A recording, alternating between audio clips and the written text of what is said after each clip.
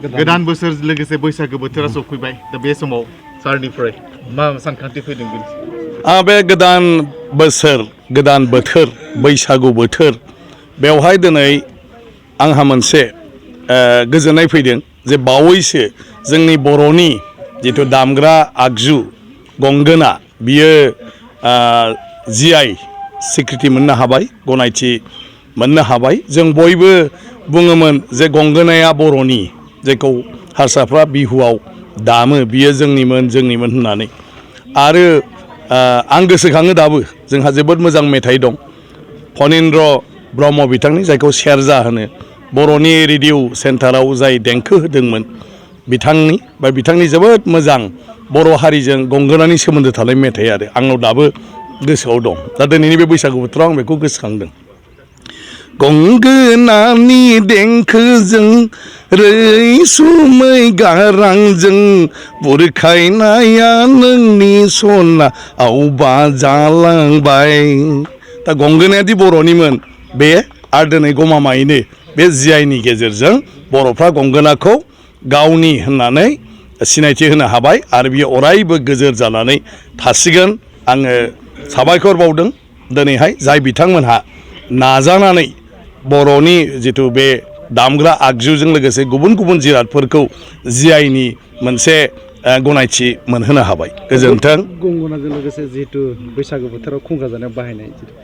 खेराइ दाबखिनि थरखा बे जिथु दामग्रा बेखौबो मोनबाय दख'ना गामसा आरो गोबांथार दंबावो गतिके आं सानो लासै लासैनो जोङो दा जिहेतु मोनथिबाय बुजिबाय जे गासैखौबो जोंनि होनब्लाल' जाया बेखौ जों अफिसियेलिबो खालामनानै लानो हानांगौ दा जोंनि जिथु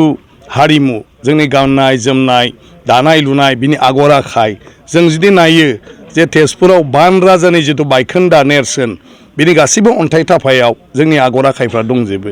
जों जुदि नायो कामाख्या मन्दिर नरकासुरनि भगदत्तनि माने बे कामाख्यानि जिथु बायखोन्दा खुन्थाफोर जायफोर दं बेफोराव गासैबो बर'नि आर'नाइ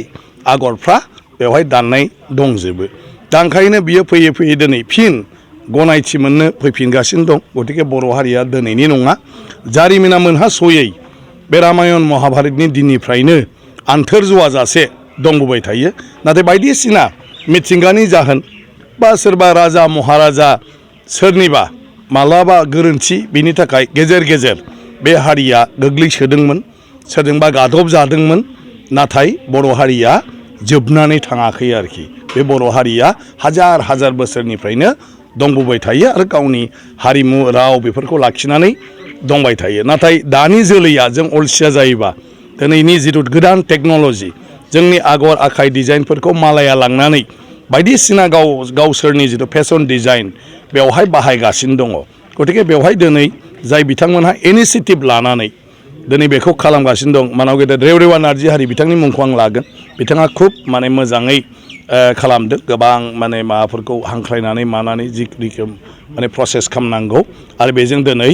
जोङो मोनसे बे मडार्न जुगाव जि मोनसे सब गोनांथि जुग्राफिकेल माने इन्डिकेसना बेवहाय जों मोननो हानाया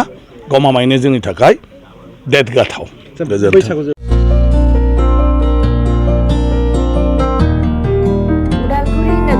संकरदेव मिशन हाई स्कुलनि साखाथियाव थानाय रेगे-रेगां दख'ना गलायाव लफाय FNF महर ब्रेन्ड बिबार ब्रेन्ड आर'नाइ ब्रेन्ड जुरिफान माथानि बायदि बायदि रोखोमनि दख'ना आर'नाइ ब्लाउस फालि आरो बर'नि साबसिन हामसिन आगरनि जिफोरखौ हलसेल आरो रिटेल मोन्नैबो बेसेनाव बायनो हागोन बेनि थाखाय नोंथाङा 7896313108 एबा 8471820909 जानबुं नाम्बाराव सुलाद लानो हागोन।